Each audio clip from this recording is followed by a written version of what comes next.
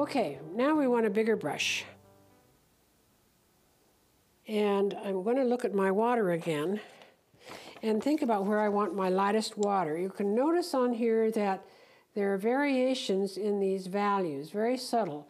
Back in here, again, we're going to start with the dark.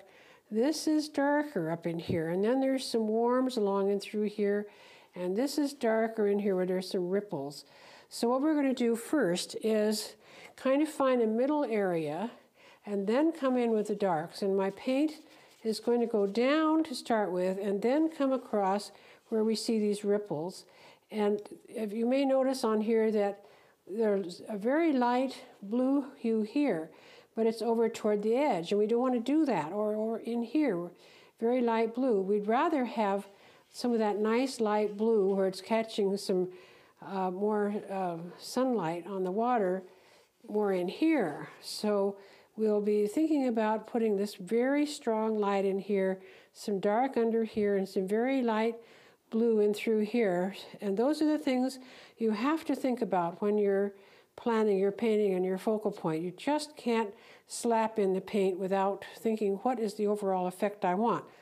There's another nice little area over here that I like very much, and it's got a sharp edge and it's got lighter blue, which is quite a contrast in values and could be a nice little secondary focal point over here. So I'm not applying much pressure.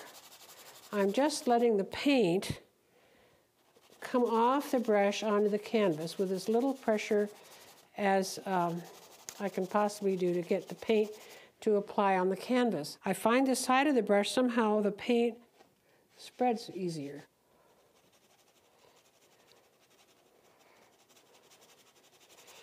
Now this gets darker over here. So I'm dipping my brush more into the ultramarine.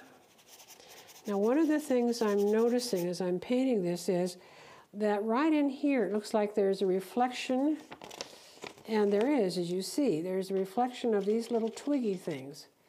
So we'll take advantage of that at the moment and just kind of come down with the other side of my brush that I was dipping in and just suggest that there's some little something happening there, because there is.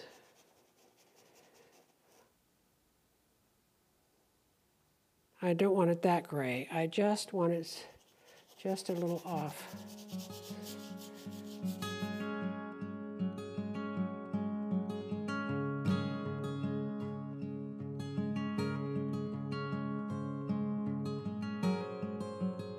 Now, it looks to me like over here in this corner, it's the darkest, and that would make sense because the light source is coming over here. And that's another thing that artists often do when they're painting, is they indicate the light source not only by where the light source is falling on objects, but also their sky may be a little bit lighter in the area where the sun is coming from on the sky, and get a little bit darker on the other side. And the same way can be with the surface, whether it's a field or water or whatever. It just gets a little bit darker as it progresses across the canvas. So we'll add a little more blue, ultramarine, and I think I'm going to try and see what happens if I add a little bit of manganese violet.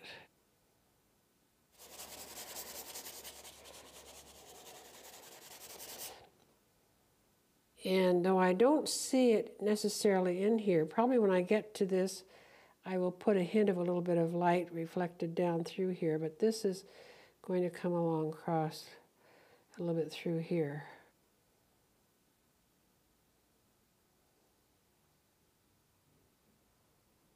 So I'll come across that. I just want to get it in for now, and it's back in through here too. And across here, into there. Oh, and I'm looking here. This blue is coming down through here. It's a little bit darker.